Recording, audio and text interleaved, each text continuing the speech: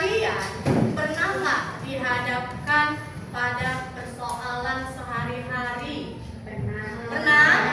Contohnya misalnya seperti apa? Cuci piring, cuci baju. Nah, pernah nggak kalian ya disuruh ibu kalian, disuruh orang tua kalian itu, nah, ibu mau pergi, nanti selama ibu pergi, coba kamu cuci piring, cuci baju, udah itu apalagi memasak nasi. Nah, menyapu rumah, jangan lupa kerjakan tugasmu, kata ibumu.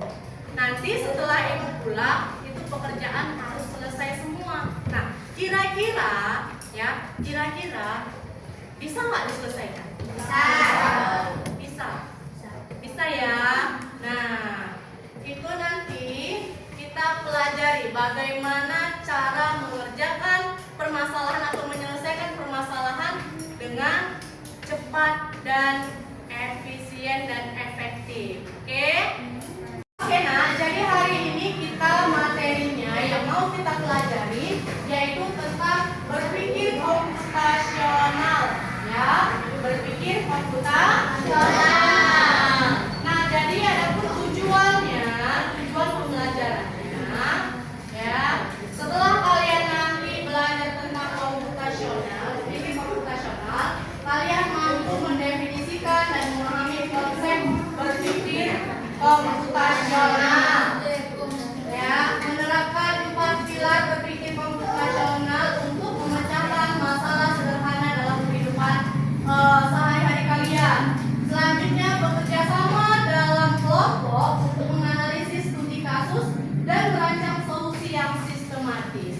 Jadi inilah yang diharapkan setelah pembelajaran ini selesai. Jadi, ya, nanti saat pembelajaran diharapkan kalian benar-benar fokus, ya, karena ini penting pelajarannya.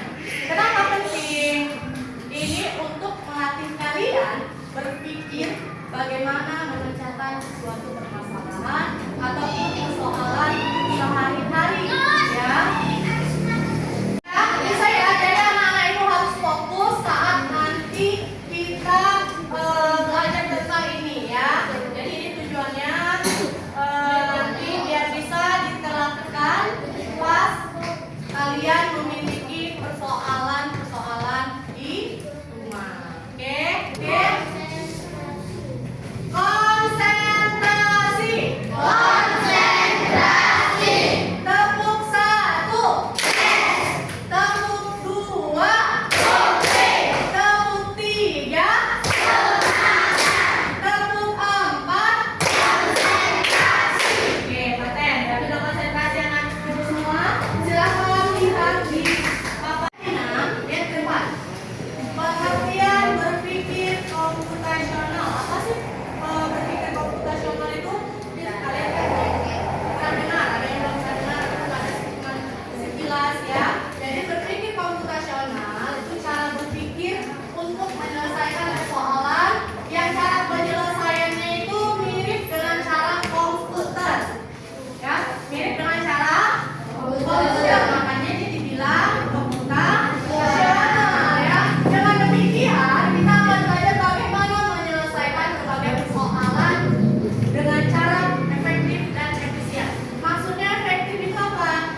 Terselesaikan dengan baik. Efisien apa? Selesai tepat waktu ataupun yang cepat, ya. Jadi dalam persoalan, menyelesaikan persoalan, kita ada beberapa cara, ya.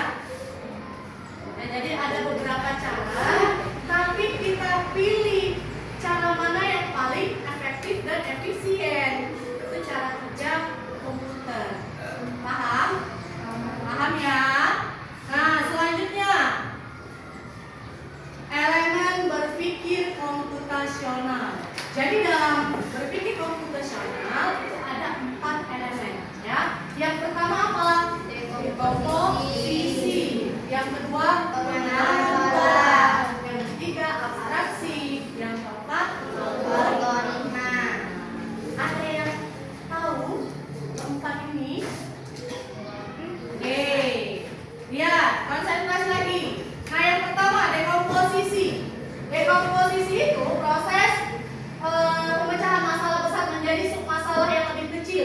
sehingga data lebih mudah dikelola ya. Kegiatan yang kita lakukan adalah mengidentifikasi data yang diperlukan dan sumber data.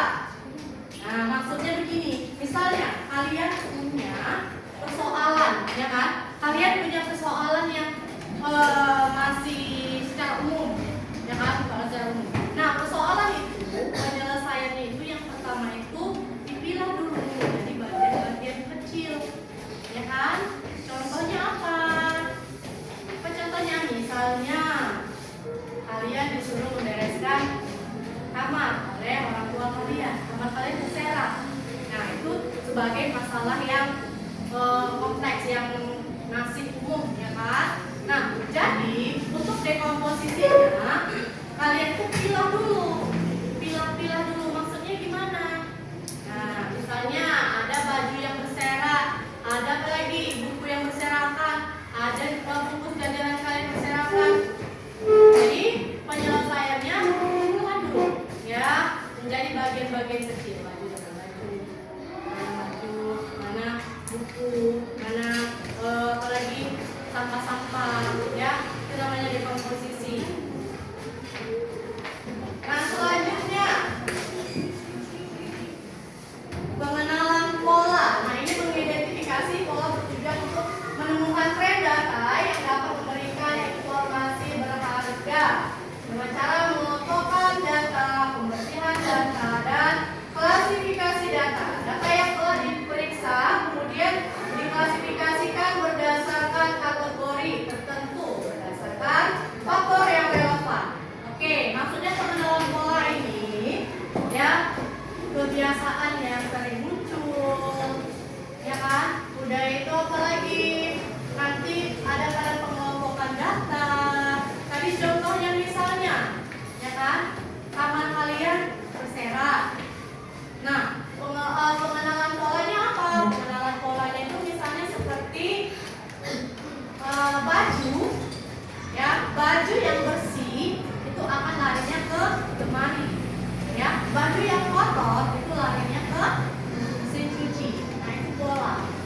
Itu bakalan dilakukan secara berulang-ulang. Nggak pernah baju bersih itu larinya ke mesin cuci, ataupun baju kotor larinya ke lemari. Nah, itu pola, ya. Oke, selanjutnya. Jadi itu tadi ya 4 komponen atau 4 elemen berpikir komputasional dan pengertian juga, ya. Nah, sekarang siapkah kalian untuk menyelesaikan persoalan dengan cara berpikir komputasional? Siapa? Ya. Setelah itu jelasin tadi, kalau misalnya dikasih permasalahan, siapa menyelesaikan dengan cara berpikir komputasional? Ya. Oke, mari kita coba. Ya, jadi di tangan ibu ini ada permasalahan, ya, permasalahan yang harus kalian selesaikan. Nah, jadi silakan perwakilan kelompok maju ke depan untuk ambil kertas. Ayo, pilih satu aja, jangan lupa dulu. Oke, satu lagi mana? Sekarang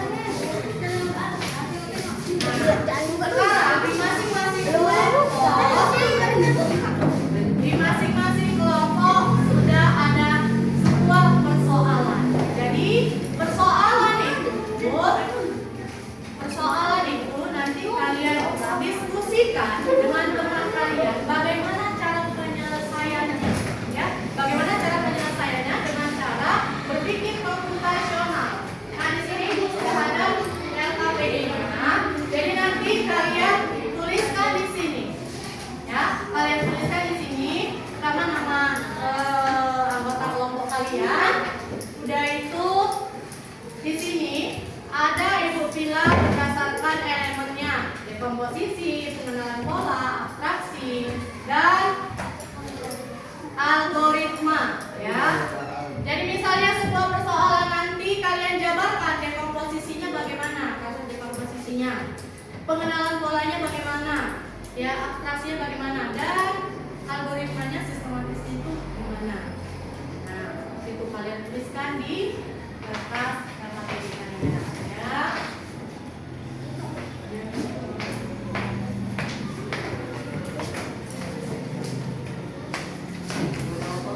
Ada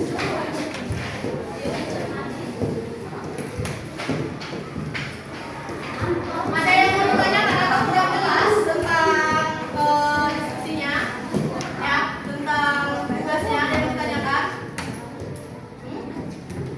Ada yang ditanyakan? Nggak ada, berarti sudah jelas ya. Mana persoalannya tadi? Nah, diskusikan sama temannya bagaimana cara penyelesaiannya.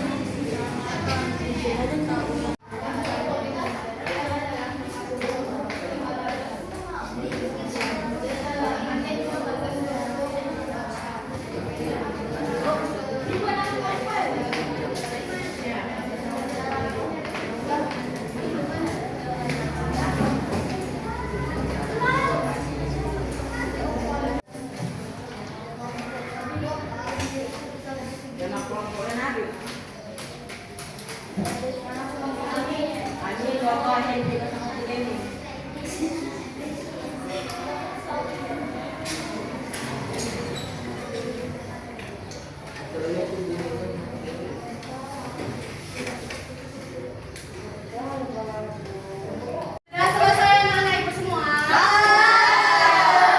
Jadi persoalan-persoalan tadi sudah kalian selesaikan dalam bentuk diskusi dengan teman kalian. Jadi ini waktunya kita mempresentasikan hasil dari diskusi kalian. Maksudnya tentang persoalan tadi, bagaimana solusinya. Nanti dimulai dari persoalan 1 sampai dengan persoalan 5. Saya siap ya? Oke, kita mulai dari kelompok 2. Ya, silakan. Perwakilan aja ya, perwakilan.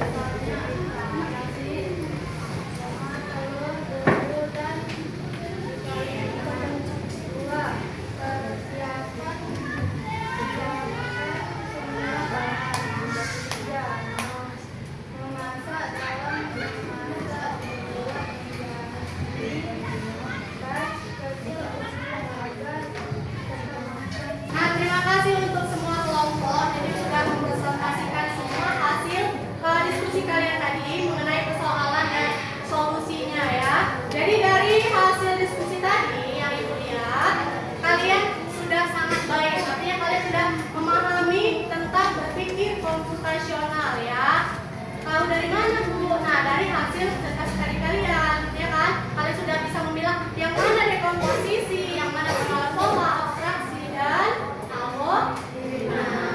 Sebelum menutup pembelajaran, kita simpulkan dulu pembelajaran kita hari ini.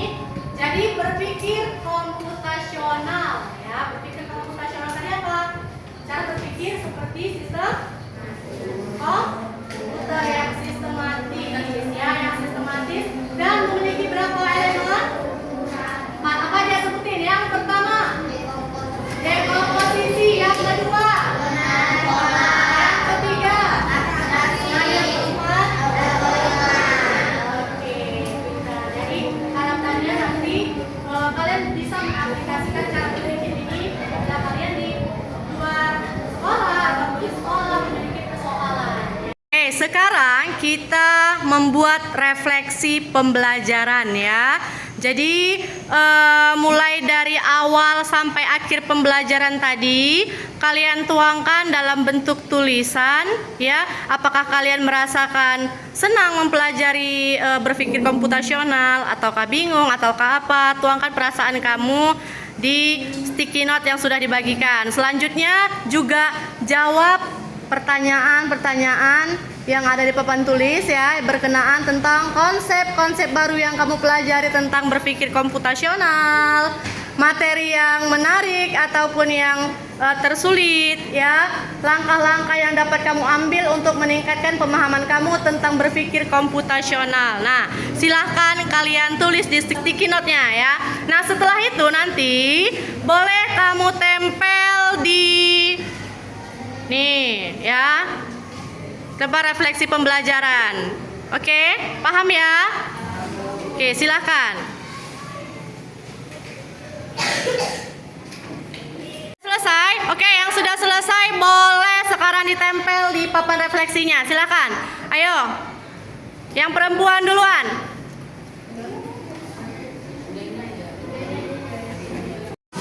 Ada lagi.